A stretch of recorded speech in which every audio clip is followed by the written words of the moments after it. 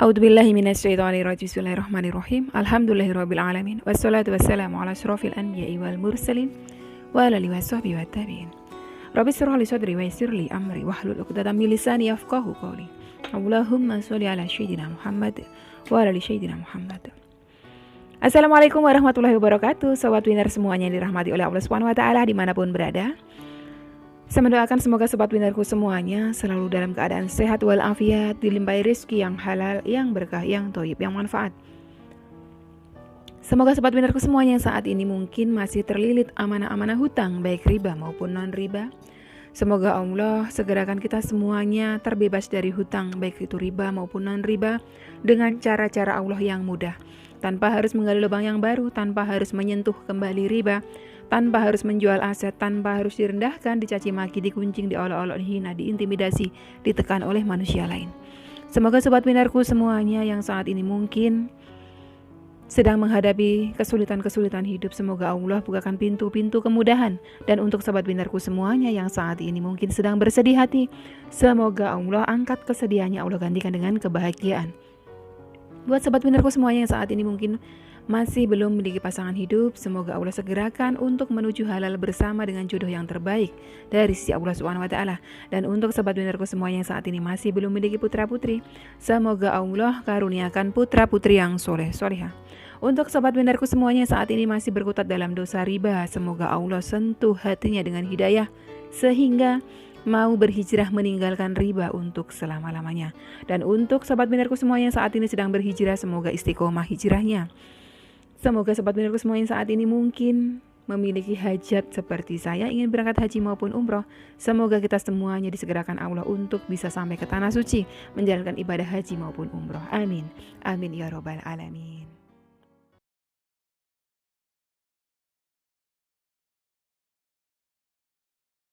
Masya Allah, tabarakallah, alhamdulillah, puji syukur kehadirat Allah Subhanahu wa taala yang senantiasa mencurahkan rahmatnya, kasih sayangnya untuk kita semuanya.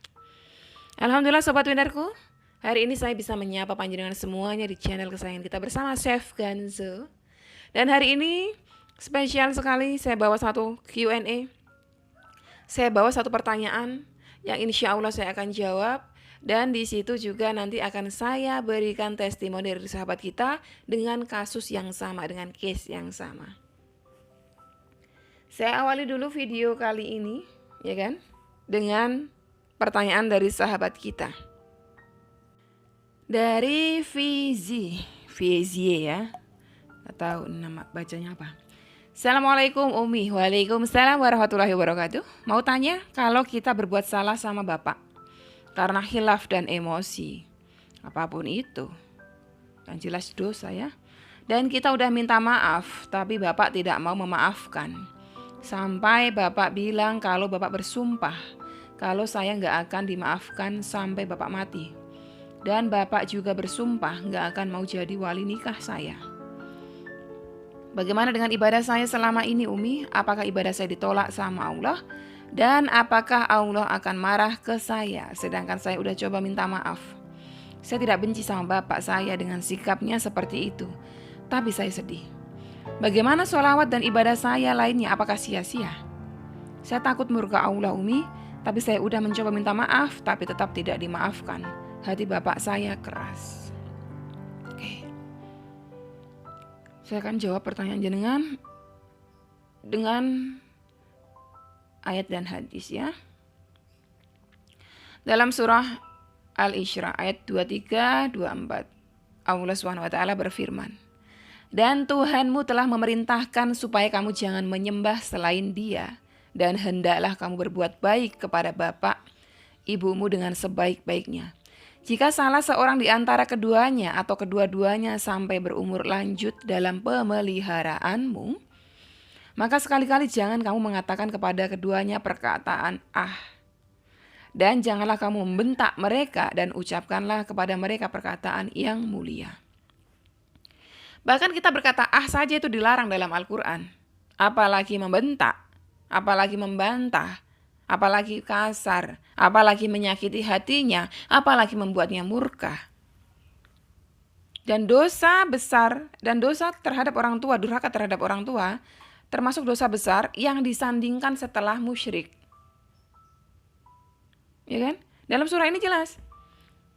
Tuhan memerintahkan jangan menyembah selain Dia dan jangan durhaka kepada kedua orang tuamu.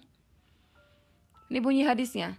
Dosa-dosa besar adalah menyekutukan Allah dan durhaka kepada kedua orang tua. Masuk ke dalam wilayah dosa besar, durhaka kepada orang tua.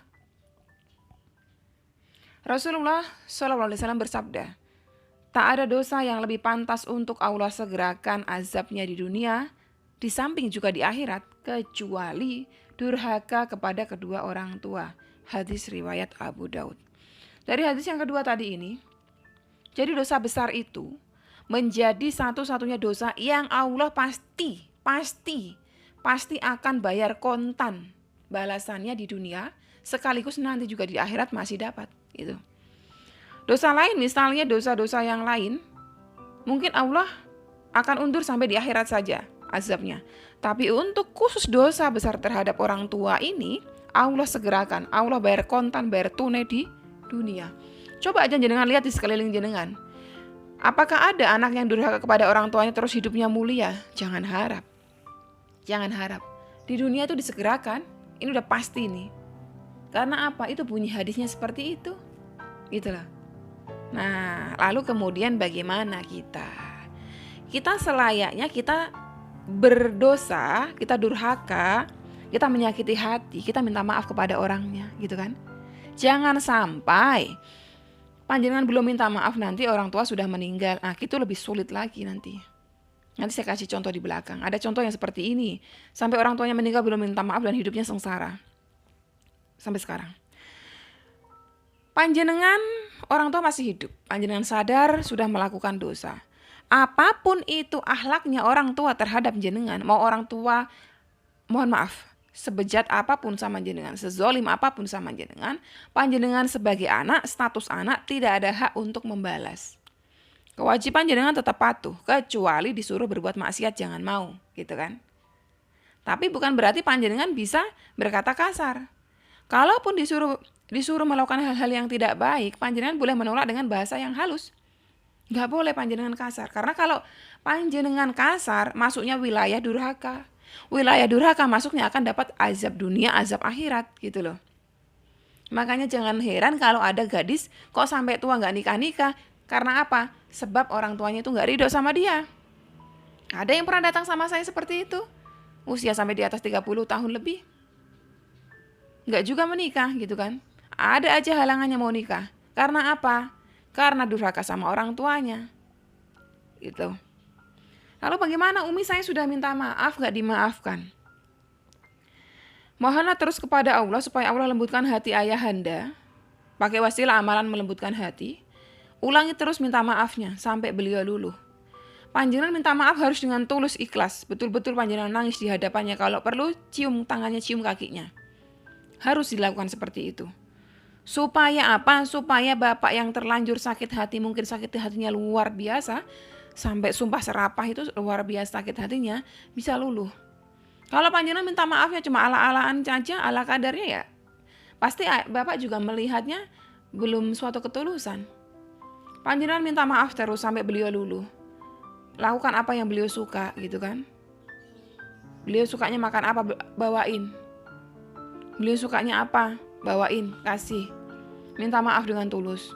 Supaya jenengan dapat ridhonya. Karena kalau jenengan dimurkai sama bapak, sama ibu, tertutup pintu ridhonya Allah, gitu loh. Tertutup itu. Jenengan jungkir balik itu nggak ada berkahnya.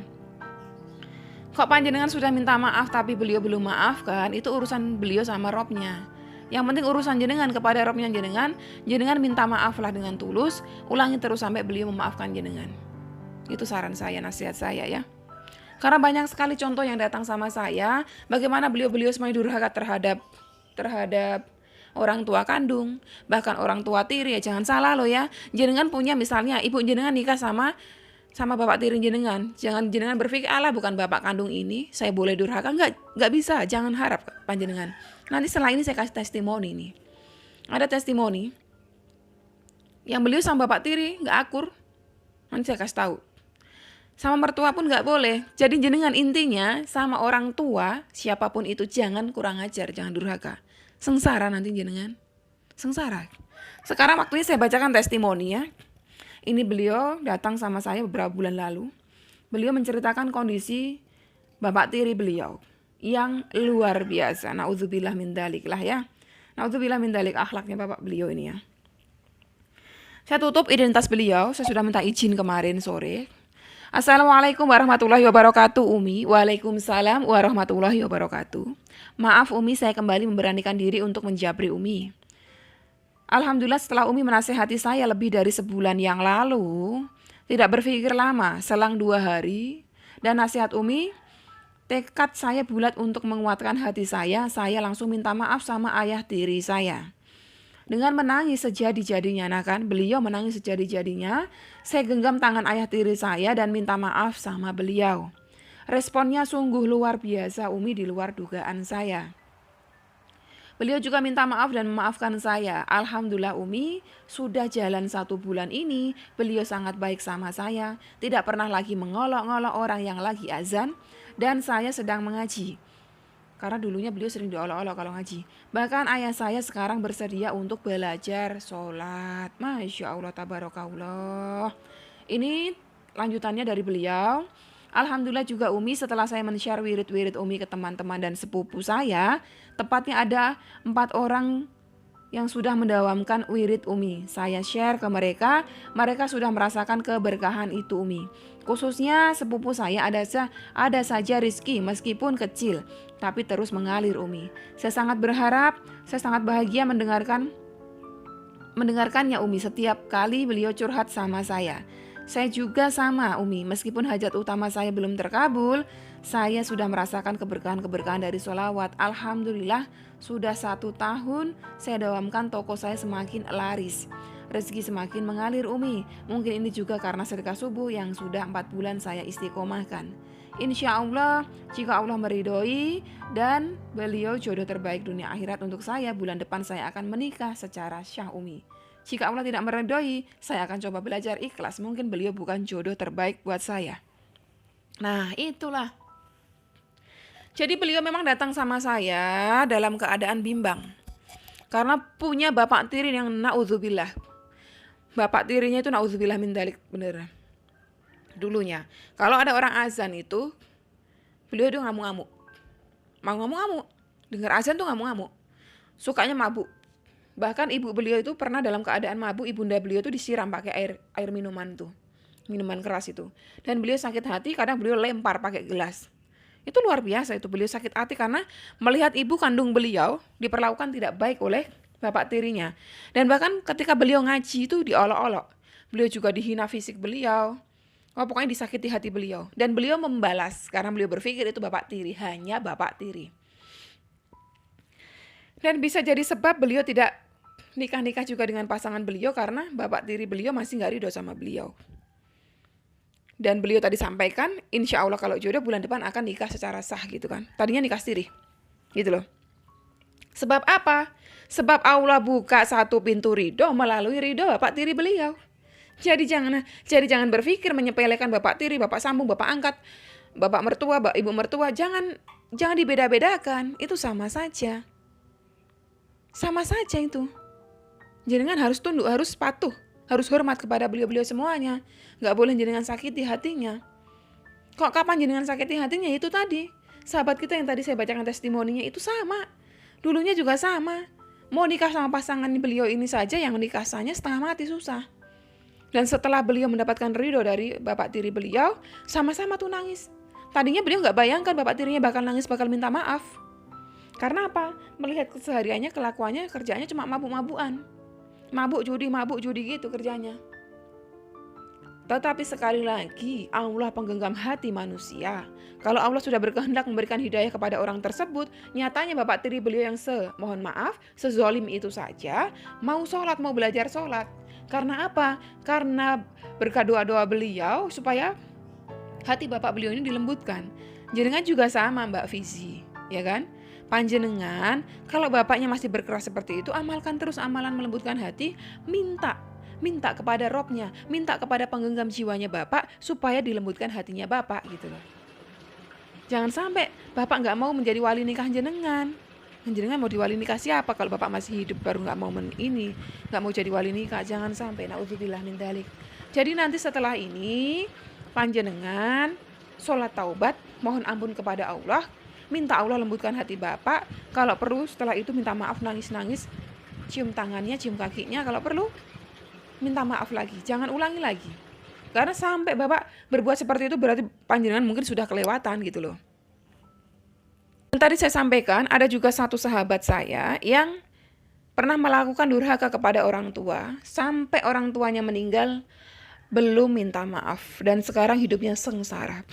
Sengsara, terlilit dengan kesulitan-kesulitan, itu luar biasa. Saya cuma menyarankan kalau melakukan dosa, menyakiti hati orang yang sudah meninggal, belum sempat minta maaf, cara minta maafnya cuma satu. Mohon ampun sebanyak-banyaknya kepada Allah dan lakukan sedekah, diniatkan pahalanya untuk orang tersebut, orang yang sudah meninggal tersebut. Oke sobat winarku semuanya, sampai di sini dulu video kali ini. Semoga panjenengan semuanya selalu dalam keadaan sehat walafiat. Terjaga hubungan panjenengan dengan orang tua panjenengan, dengan mertua panjenengan, dengan orang tua angkat panjenengan, dengan suami panjenengan, dengan harapan mengharapkan ridhonya Allah. Kalau panjenengan mau meminta maaf kepada orang-orang yang jenengan sakiti, insya Allah panjenengan sedang membuka pintu ridhonya Allah. Dan nanti panjenengan akan merasakan bagaimana nikmatnya keluar dari masalah-masalah panjenengan. Semoga bermanfaat. Wassalamualaikum warahmatullahi wabarakatuh.